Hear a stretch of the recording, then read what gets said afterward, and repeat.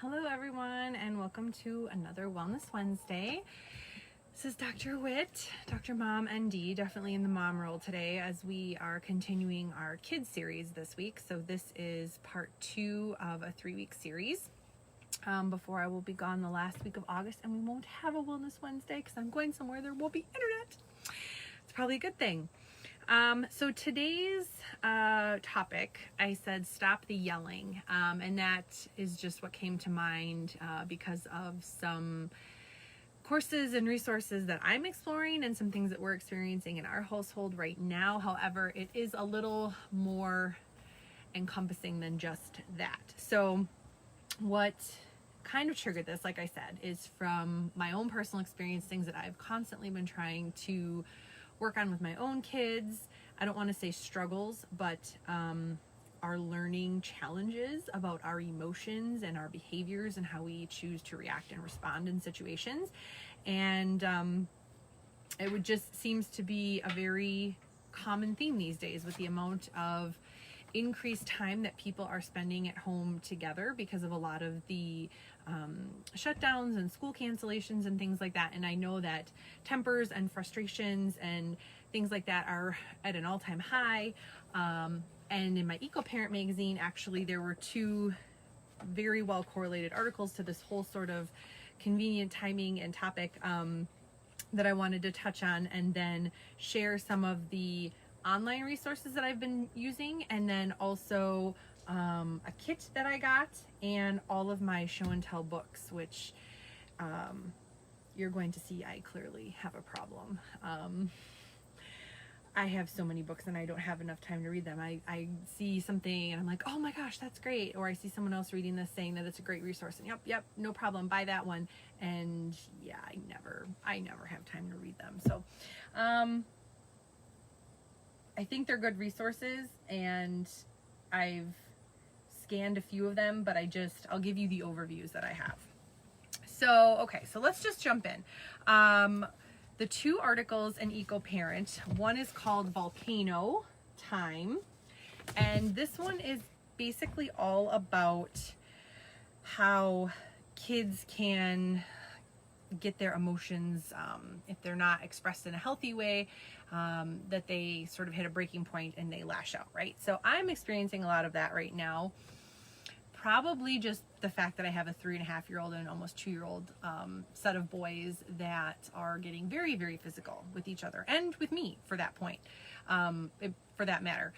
In point, the 2-year-old has learned of hitting from his older brother, and now when I do something he doesn't like, he looks me right in the eye and he hits me. So we are trying to find ways to work on that behavior.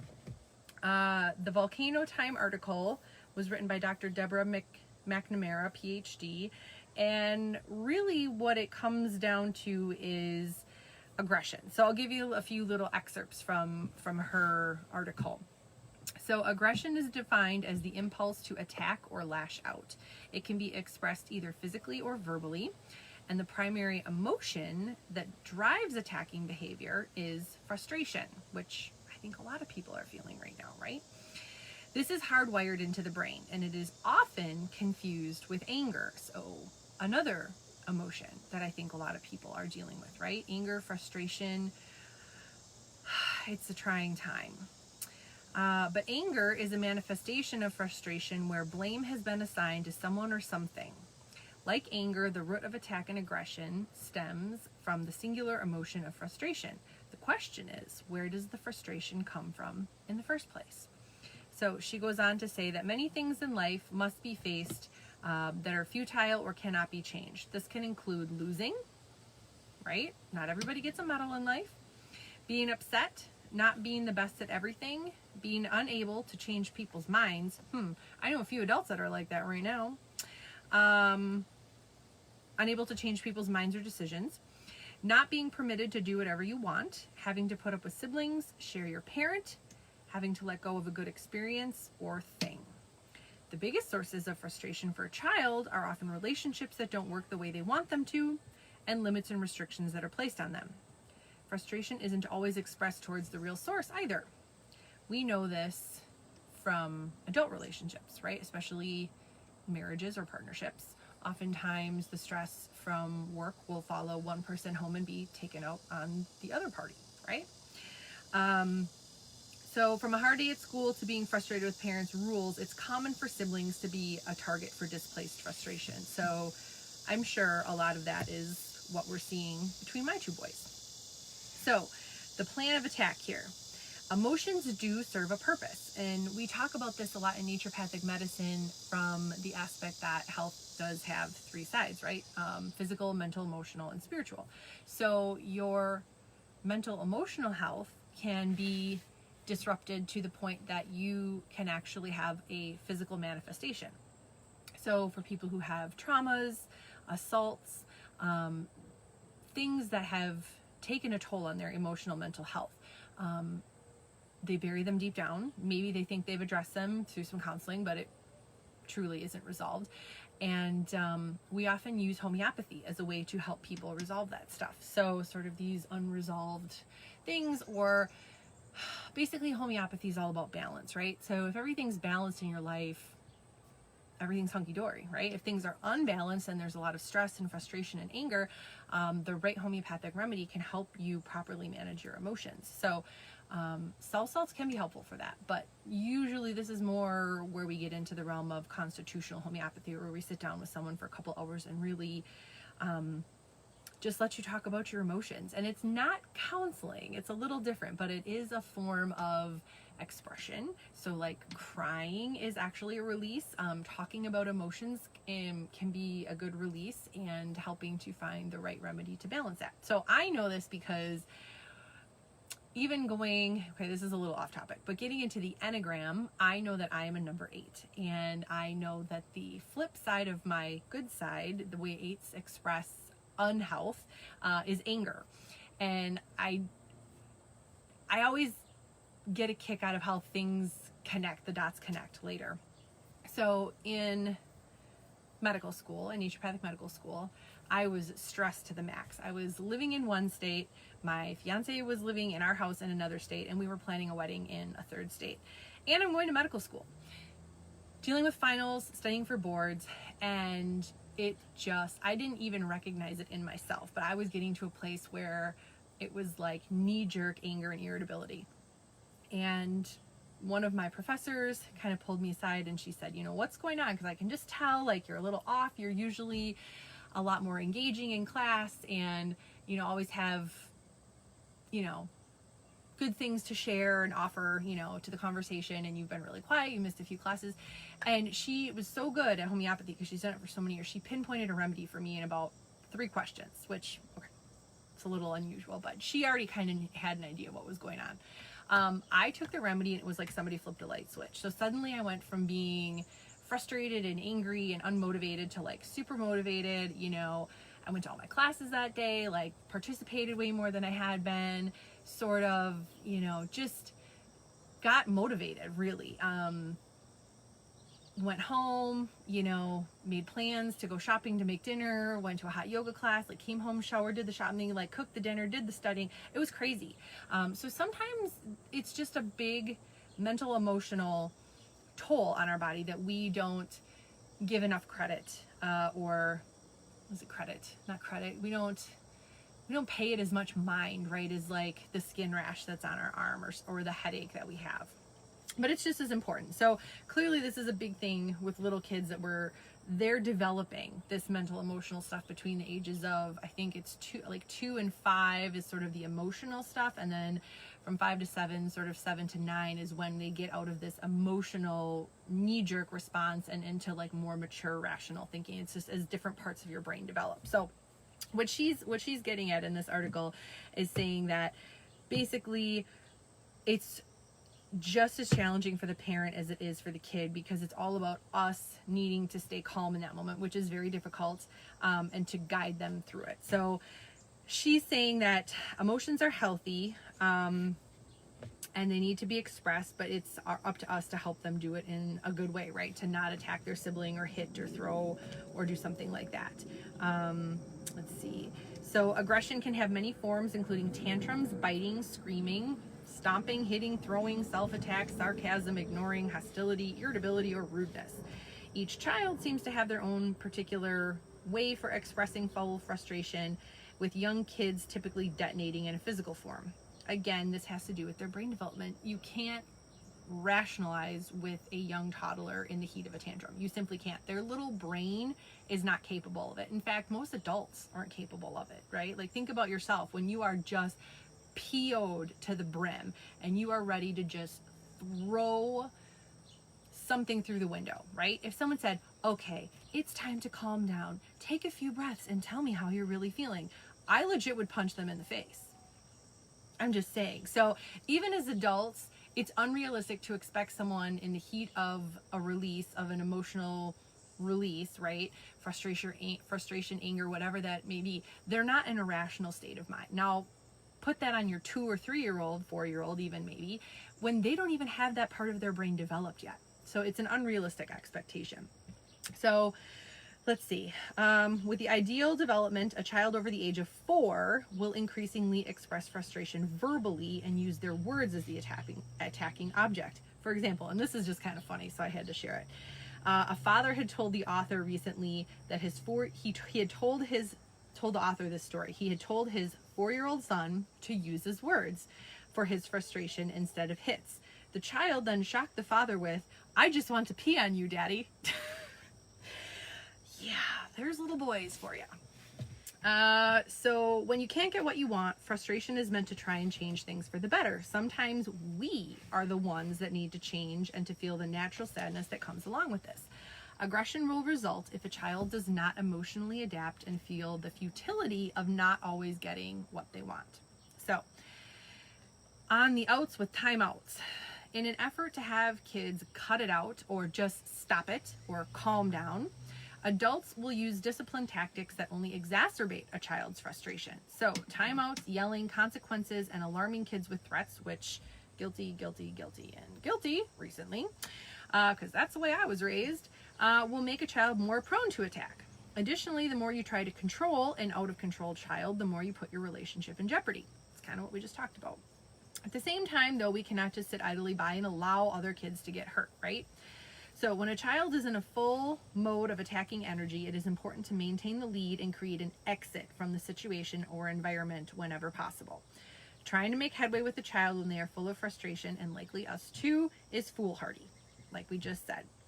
So we can expect better results when their emotions have been expressed and are less intense. And that is one common theme that I have seen through the different resources that I have read and tried to implement, is that basically you have to wait until the tantrum is over to then actually try to reason with the child. Gosh, now I can't remember what book it was. I don't think it was a course. I think it was an actual book. Was it? It might be this positive discipline book. Maybe I did start reading that one.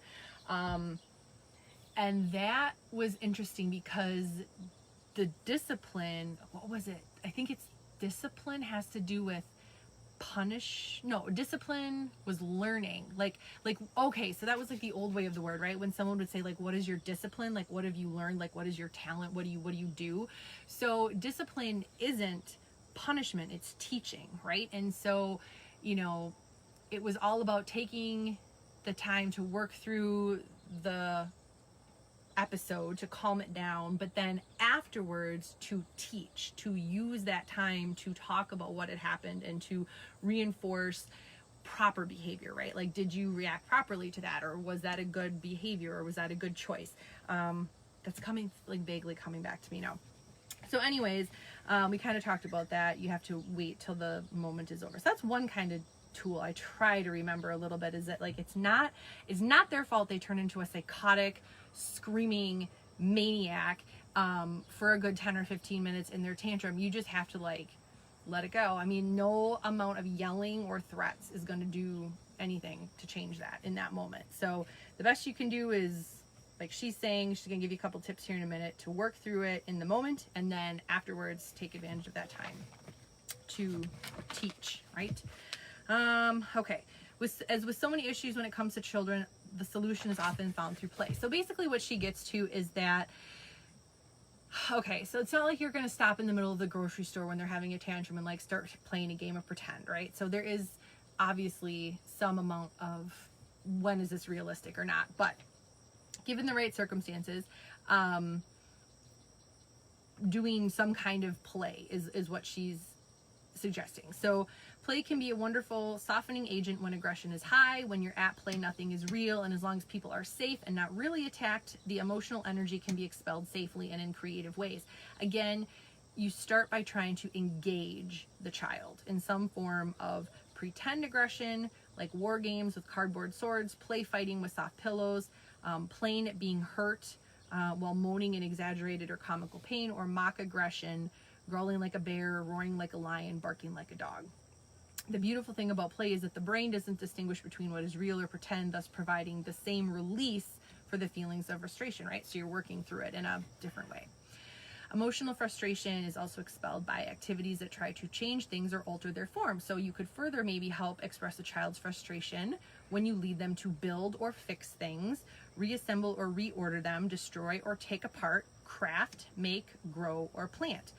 Once a child has had time to play out their frustrations and express emotions, they may be softer and easier to deal with. So then she says, after the storm, and this is kind of what I was talking about. Managing aggression in children is primarily about reducing the frustration, helping them have a relationship with their strong emotions. We say big emotions is one way to talk about it with kids, while protecting other children.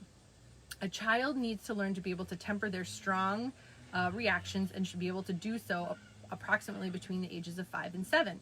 Sensitive kids might take a little more time with that as they shift gears to greater impulse control and emotional regulation.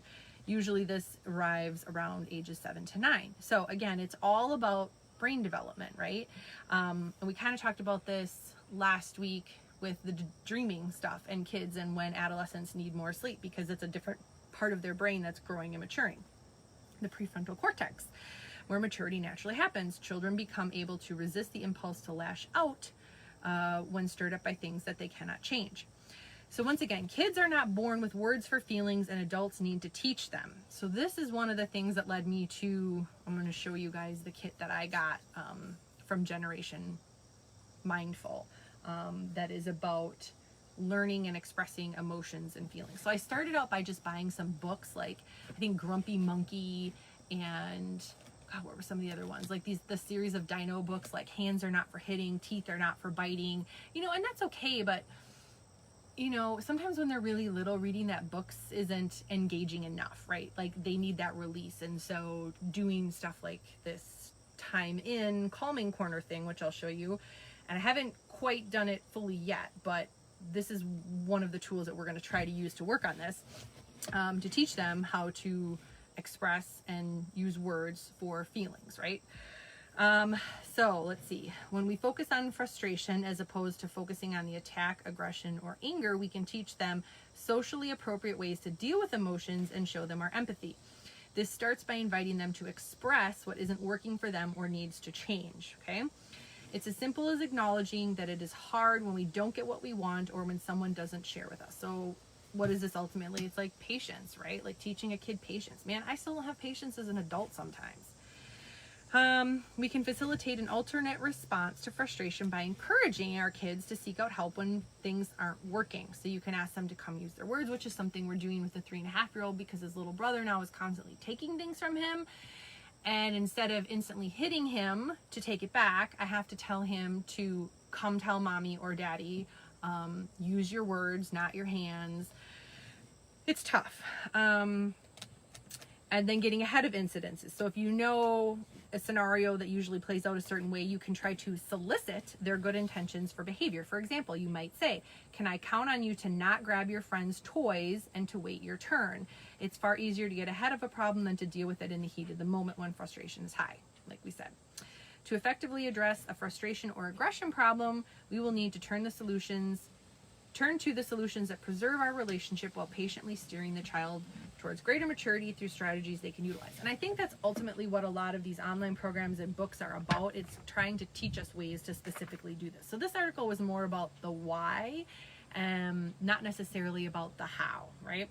So the next article is called Cutting Through the Noise. Why we yell at our children, which, like I said, I just had to chuckle because I literally just bought this online ebook about how to stop yelling at your kids. They're 3 and I'm already yelling at them. So this was by a psychologist, Dr. Vanessa Lapointe, and she starts out by saying, I'm a psychologist. I have literally spent my life's work studying the developing child, the impact of parenting on child development. I know the field inside and out, backwards and frontwards. I know that a parenting approach that is firm and kind is key. I know being the kind of parent who has swagger and confidence and who is themselves regulated and settled will create the best sort of environment. And yet, I have yelled at my kids. Haven't we all, Vanessa? So she says, yep, I have done it many times and I will probably do it again. So even when you have all of this expertise, right, nobody's perfect. So in her article, what she essentially talks about is why we end up yelling. Not necessarily specific ways to stop doing it or different ways to go about situations, but she uses a pretty good analogy about a mountaintop. And what she talks about is that it has to do, like, our approach to our kids has a lot to do with our programming, right? How we were raised, what our experiences were. And what she says is that on one side of the mountain is the kind parent. And this is where you're a nurturing, understanding, protective parent. You put the bar just where your child can jump and provide a soft landing, right?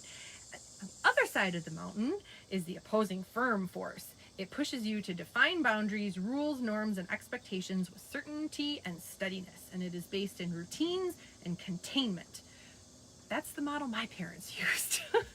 Rules, consequences. The tricky thing is that almost without exception, we don't come into parenthood primed for maintaining the perfect balance here, kind and firm, right? So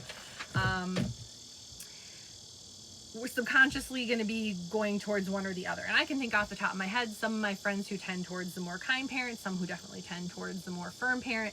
And that has to just do with how we were raised.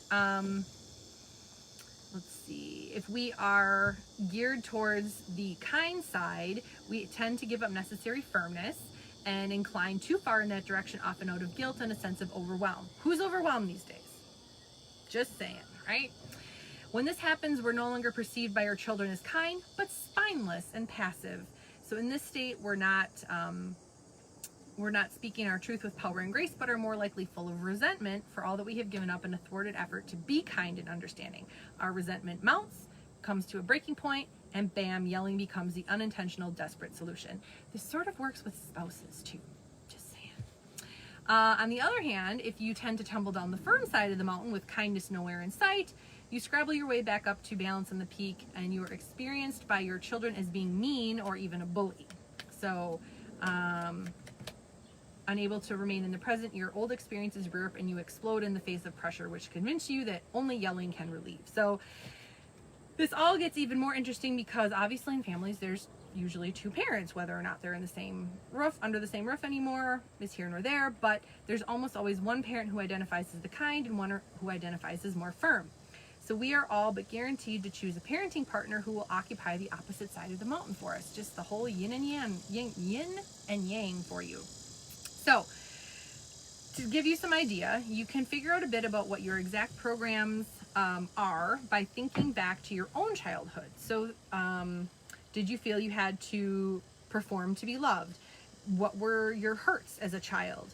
Did you worry if you did something wrong, you would face rejection from a person meant to love you the most? No, but I would definitely get punished. Were there issues or even just lots of talk of scarcity in your childhood home, of love, money, or food? Did you often feel like things weren't fair? Yes. I won't go down that road, but yes. Things were not fair between me and my brother in my household.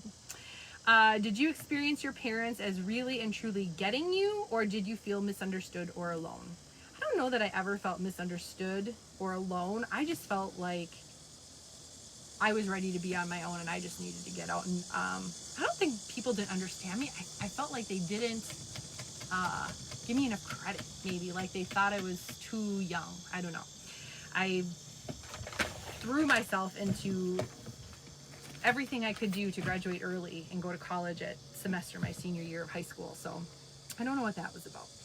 I never didn't feel loved though. I will tell you that. I came from a family where my parents were married going into college together, had 2 kids, and got divorced coming out of college. So I never knew my parents together, but I had this massive family because I had my mom and stepdad and their families. I had my dad and my stepmom and their families, and I always had tons of family and cousins and aunts and uncles.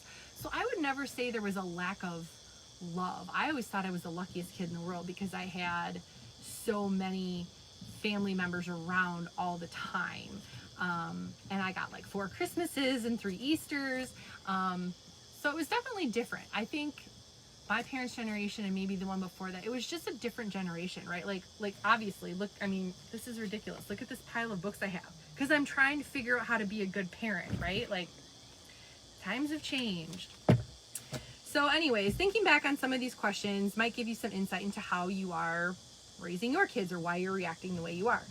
So basically, it's just this article, again, doesn't give you a whole lot of like, do this, do that, don't do this, but just talks about trying to balance these responses, setting realistic bars, understanding that our frustration and yelling comes from a place of really not understanding what our individual child is capable of. It is dependent on temperament, age and stage, and sometimes even the day of the week, time of the year, or even other larger setting factors that seem irrelevant to us, but nevertheless have an impact on our child's shifting capacity.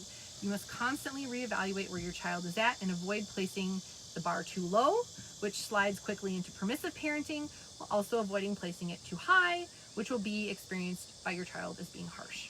Don't be shy about moving the bar from a heart-centered place of just sensing that this is what is required in any given moment for your child. So take the lead. If you have had a lot of yelling and shouting moments, you're going to need to spend a lot of time reestablishing your lead position. It must flow from a relationship-based power rather than a role-based power. Nurture and spend time on the relationship and watch your child's ability to sense your heart presence grow as they learn to lean into you. My dad would say that's a bunch of BS. I'm just saying. I know there's all this new age stuff, but like at the end of the day, man, if the yelling worked, if the consequences worked, if the timeouts worked, if spanking worked, then why are my kids still psychotic? So trying to find other solutions, trying to find other ways of approaching the problem, because there's always more than one solution, right? Or one way of approaching it. So this article just talks more about connection. Parenting is a journey. Sometimes you'll fall down the mountain. You should climb back up, yada, yada. So that gives you an idea of, I mean, as a society, I mean, those are 2 articles back to back in a magazine that I really enjoy. Now, before I got into some of the programs recently, I'll give you an idea of where I was at. I can flip these all over at one time and show you what I have been doing since my firstborn was 2, and that is using every one of these books to try to figure out how to better help him, look at that, manage his emotions and his behavior and help him developmentally. So he was a really smart kid from early on, we could tell, and he didn't talk a lot. And my sister, who's a young childhood education development administrator, I guess now, noticed that he was having this tantrum just after he turned 2, and it was happening for about 10 minutes, and she kind of asked me about it, and does this happen a lot? And I said, yeah, more frequently now. And she actually had already just given us some tools to work on his vocabulary, and she suggested birth to 3, which I had never heard about. So again, resources, people, they're out there for you. So birth to 3 is I think it was a federal program that you contact through your county health and human services board. They came out to the house, they did an assessment on him and agreed that he qualified for some speech therapy. And it was interesting what they told us.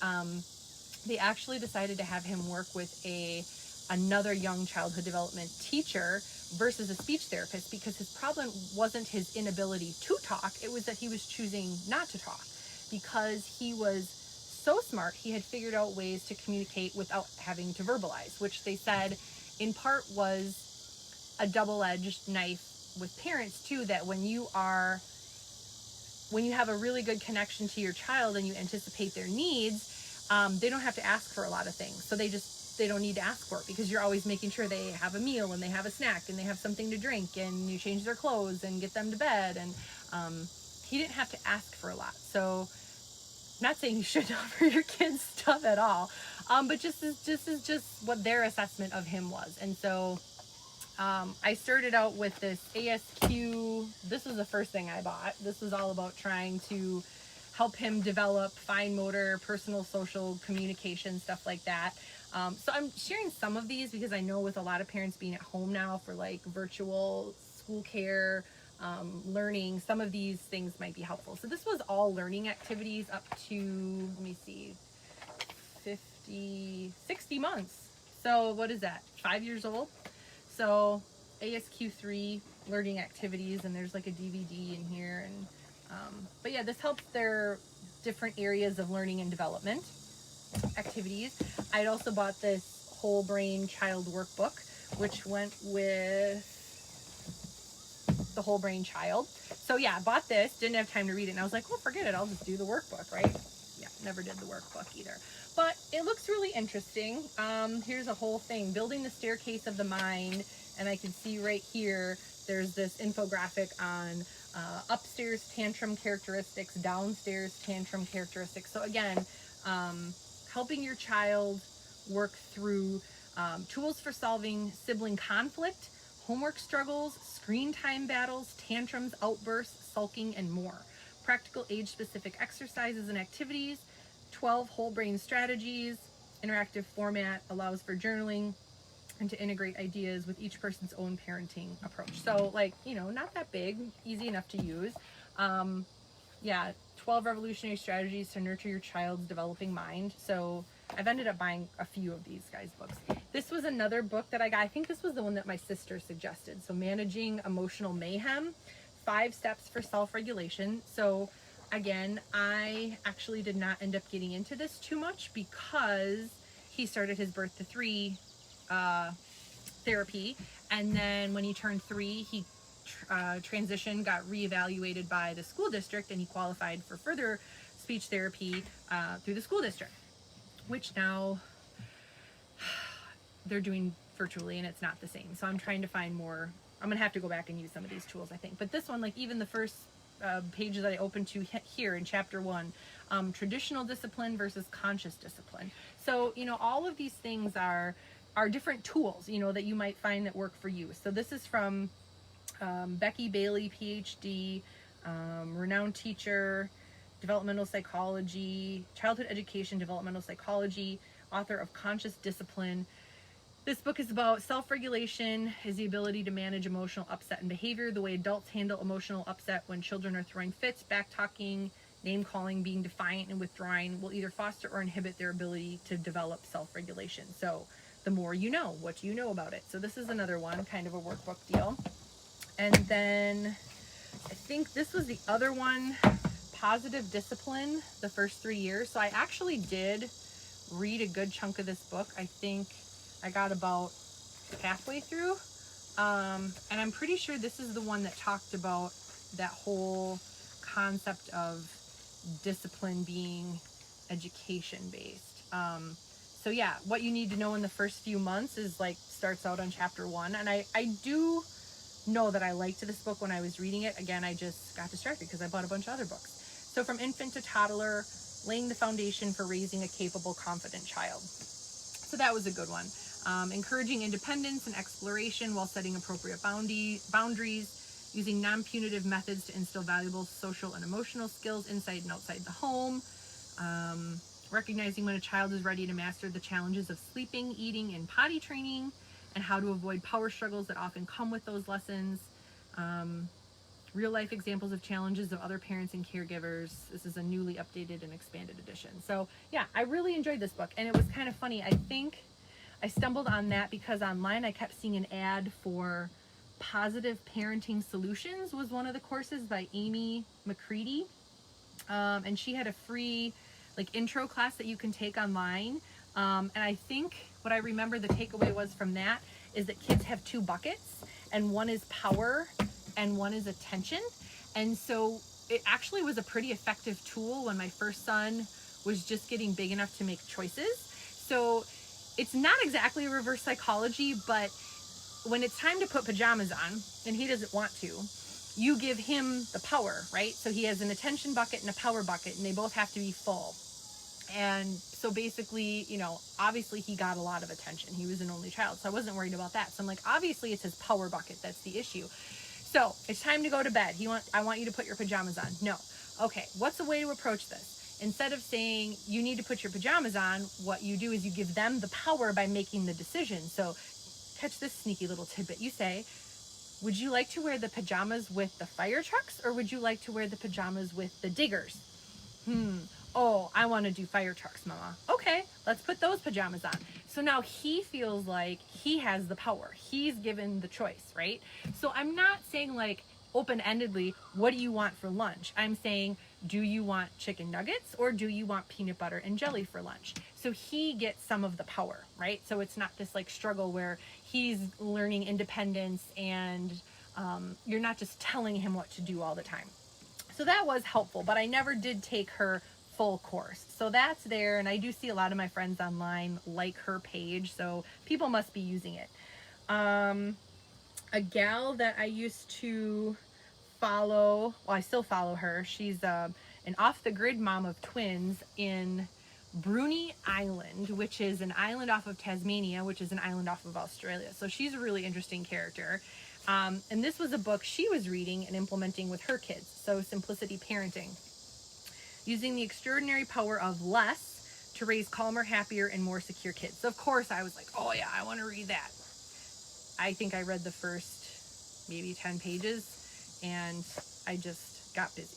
So this one, if you're sort of the less is more parent, you're trying to do more like Montessori type stuff, this one might really interest you because it has a lot to do with reducing the amount of toys, books, and clutter, as well as lights, sounds, and general sensory overload, establishing rhythms and rituals to ease daily tensions, create battle-free meal times and bedtimes, and be able to tell when your child is overwhelmed, scheduling a break in the schedule to establish intervals of calm and connection, and scale back on the media and parental involvement, right? So that one might be really interesting for some parents, depending on what your approach is. As far as I did the Whole Brain Child and the Whole Brain Child workbook, Amazon tells you once you buy one book, you have to buy everything from that author. Guilty. So that was this one, No Drama Discipline, by the same author. So again, I was reading Positive Discipline the first 3 years, and then this one sounded great. So this was another whole brain way to calm the chaos and nurture your child's developing mind, right? So strategies that help you identify your own discipline philosophy, master the best methods to communicate lessons you're trying to impart, facts about brain child development and what kind of discipline is the most appropriate and constructive at all ages and stages, ways to calmly and lovingly connect with a child, no matter how extreme their behavior, while setting clear and consistent limits, tips for navigating your child through a tantrum to achieve insight, empathy, and repair, and 20 discipline mistakes even great parents make, and how to stay focused on the principles of whole brain parenting and discipline techniques. Sounds like everything you want, right? All in one. They're all kind of like that. But again, so, some of these books you can buy used on Amazon too to save some dollars, or rent them. Check them out at your library. People still do that.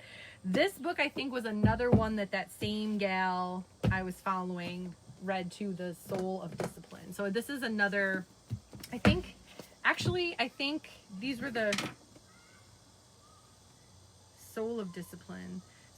So this is like the big book of this approach, and then this is like the abbreviated version, get to the point. So The Soul of Discipline, the simplicity parenting approach to warm, firm, and calm guidance from toddlers to teens. So even if you're getting into teenage, adolescent years, this one might be good.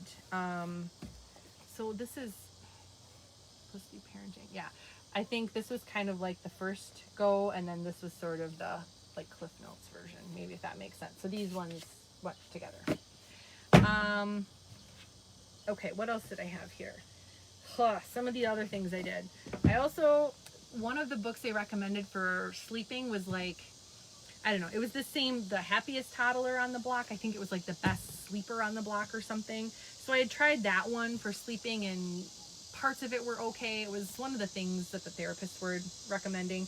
But then the same author, The Happiest Toddler on the Block, How to eliminate tantrums and raise a patient, respectful, and cooperative 1 to 4-year-old. Sounds wonderful, right? So it says if your child is somewhere between their 1st and 5th birthdays, this book is for you. Again, I didn't love everything about this author or this series in the sleep book, so I guess in the end, I don't know how great that one would be. From the same author as The Whole Brain, Child, and No Drama Discipline, Daniel Siegel, again, The Yes Brain. So this I think gets when your kid is a little older, because it talks about when facing challenges, unpleasant tasks, and contentious issues like homework, screen time, food choices, and bedtime, children often act out or shut down, responding with reactivity instead of receptivity. So this book gets into different parent skills, scripts, ideas, and activities to bring kids of all ages into the overwhelmingly beneficial yes state. You will learn the 4 fundamentals of the yes brain: balance, resilience, insight, and empathy, and how to strengthen them. The key to knowing when kids need a gentle push out of their comfort zone versus needing the cushion of safety, and strategies for navigating away from negative behavioral and emotional stages, aggression, and withdrawal. So I really liked all of his books for what I've been able to get into them. This one, I actually don't even remember, but like, again, I mean, how many books do I have here? The first 3 years, the first 4 years, between 1 and 5. This one's another one, from birth to 5, The Toddler Brain. Nurture the skills today that will shape your child's tomorrow.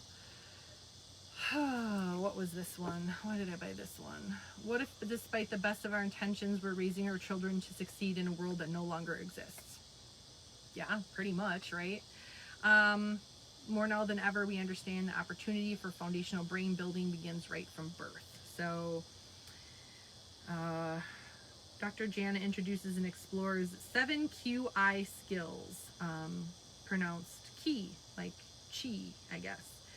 Focusing attention on self-management, self-awareness, and self-control. People skills to communicate, collaborate, and play well with others. Curiosity in the world, self-motivation, physical and intellectual restlessness, agility, adaptability. Raising children who are fit to fail. Fostering creativity and imagining a world of possibilities. So, I don't know, it says birth to 5, sounds like a little bit bigger kid of a book. And then I kind of went all out here because I ended up with 2 boys. Must have been in a book buying purge. So it started out with this one, The Collapse of Parenting, How We Hurt Our Kids When We Treat Them Like Grown-Ups. Not read it yet. Raising Grateful Kids in an Entitled World. Love to have time to read that one. How one family member learned that saying no can lead to life's biggest yes. It can be so tough not to cave when your children ask for stuff. I want it. It'll make me happy. Can't you please get it for me? Of course you love your kids and you want them to be happy, even if it's tough on your wallet and your peace of mind. The author here found out firsthand that's not easy, but the truth is that our kids' world looks different than what you'd expect. Why it's best and healthiest not to give in to everything our kids want. What it takes to give kids perspective through service and hard work. Secrets to guiding children to become fulfilled, successful adults. Sounds pretty good. And then the boy books. So again, these might not be for everyone, but Boys Should Be Boys, 7 Secrets of Raising Healthy Sons, Why Gender Matters, Boys Adrift, the 5 factors driving the growing epidemic of unmotivated boys and underachieving young men. Addresses video games, teaching methods, prescription drugs, environmental toxins, and devaluation of masculinity.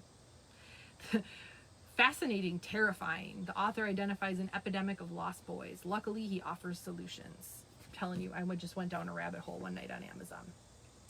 So that's obviously a bigger kid's book. And then It's a Boy, Your Son's Development from Birth to Age 18. So that was this one. And I think I did start reading this. Yeah, I did. Up to the age my son was at the time. Let's see where that was at. 18 months to 3 years. So yeah, I got into this one a little bit. But so those are all the books that I bought. Maybe some of those will be options for you guys. Maybe not. The last thing I wanted to share was the couple of online things that I've had or done. So again, on the yelling idea with the anger, the frustration, dealing with outbursts and physical and emotional outbursts, either way. The one I already mentioned, the Positive Parenting Solutions by Amy McCready. That was with the 2 buckets. You can check that one out. She's got like a free intro course online. The next one that I bought was an ebook for it was like $5.60 or something, because it was Canadian, so there was a currency exchange. But it was called The Yelling Cure, and that was by Robin McMahon.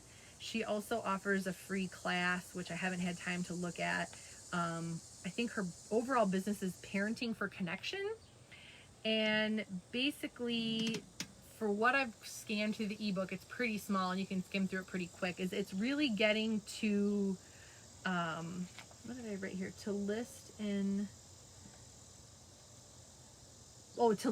more, and about your anger. So one of the things that she really talks about is this whole like yelling to your kids from the other room, and that just like adults, we don't like to be interrupted, right? Like if I'm in the middle of doing something and my husband's like, come here right now. I mean, granted, growing up, like when an adult told you to do something, you jumped. That was just my family. You didn't question it. You didn't say, I'll be there in a minute. You did it because you were told to do it. And so now, again, you have to step back and realize these are toddlers. Like, you know, they're still learning. Their brains are still developing. And so how likely are you, when you're in the middle of a task somewhere else and someone yells at you now as an adult to come do something? How likely are you just to drop whatever it is you're doing and just go, right? Probably not that likely, because I think as adults we learn, you know, okay, if it's an emergency. But as adults, I think we become more of, you know, I'm doing what I want right now in this moment, and I'll be there in a minute when I'm done, right? So yelling at your kid, you know, across the house to come here now, and they say in a minute, and then it starts this whole yelling battle. What she says is that you need to go to them and basically, you know, make the connection like, hi, I'm here in your room in front of you. It is time to go. We're leaving. I need you to put your shoes on. And you just take away the whole opportunity for this whole like yelling thing to happen. And then I just got to the point in her book where it's like 4 questions you have to ask yourself, and I haven't had time to write it all out, but it's about your anger. Like, what is it that triggers you? Like, why are you frustrated? Is it that they're just not listening, or is it that you're worried about being late to where you're going and you're going to be embarrassed because you're going to be the one who's late and like doesn't have it together? So, you know, where's the frustration coming from on your part? What's causing your anger and then causing you to yell at the kid? So it's both sides, really. Another one that I came across was Super Mom. It's another ND, Dr. Whitney, another Dr. Whitney, believe it or not, young. I think she's in Canada, and she coins herself the Super Baby and Super Mom Mentor. I downloaded her free guide. I haven't had time to read it, but she has some pretty pricey online courses. I think the baby one is like $200, the fertility one's $400, and again, I mean, some of these books are, you know, 10 or 15 bucks. So if you were looking to dabble, it might be cheaper to do that first. I can't really speak to if the value is going to be there in those, because I haven't had time to go through the free guide yet for the Supermom 4 steps or something about regaining your do-it-all supermom sanity, which I know we're all exhausted. It's not just moms either. It's dads too. And then last but not least, so what I got to recently, and I haven't actually had time to do the parenting course, but the ad online got me. It's from a company called Generation Mindful. And what they have is something called the Time In Toolkit. And it makes a calming corner is what they want you to do with it. So the frames I got at IKEA, but basically it's the set of posters and stuff. So this is all the emotional stuff. So this is how I'm trying to work with my 3.5-year-old on his emotions. So like this is one of the posters. Peacemakers feel many emotions, right? So forgiveness, the elephant. Violent elephant feels, or violet, not violent.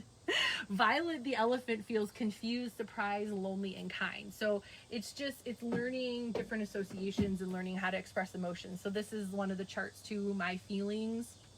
So the idea is when the kid gets into a crazy emotional state, again, remove them from the situation, take them to their calming corner. This is another one. So this is like the express thing, right? You get comfy in your corner, set a timer, do your toolkit, and then put things away. So that's one. And then the big posters are, oh, this one is stickers. So you can kind of see he put the stickers on once already. So there's a set of cards that go with this, and then you identify the emotion on the card, and that coincides with a certain animal and color, and then you find the matching sticker, and when you get the emotion right, you put it on there. So he could say, you know, this is how I'm feeling, this is the card or whatever. And then this is like sort of the big overall pattern, like how do I feel? I feel blank.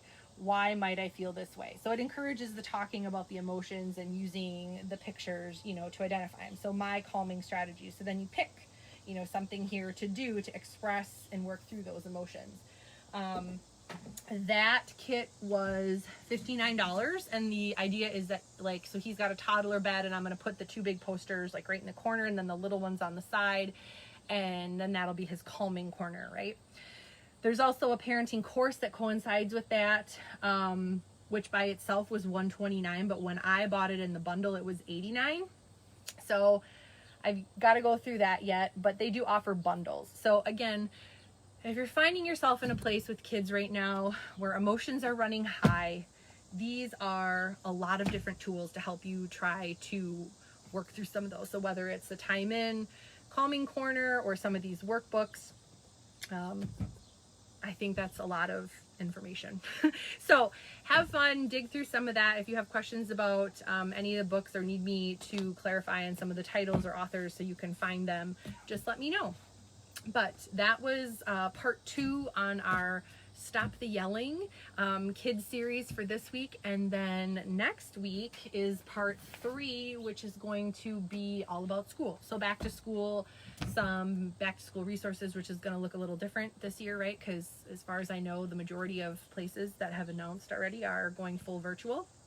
So we'll see what that looks like. But there was a couple more articles in my Eco Parent magazine about new back to school stuff and natural, organic, green stuff. So, all right, that's everything for today, guys. And please share if you found this helpful, or you have friends or family who might find it helpful, because I think pretty much anybody with kids of any age at home right now is probably experiencing some part of this where some of these things will be helpful for them. So I thought it was a prudent time to share that information. So thank you for joining me, and I will see you guys all next week. Have a great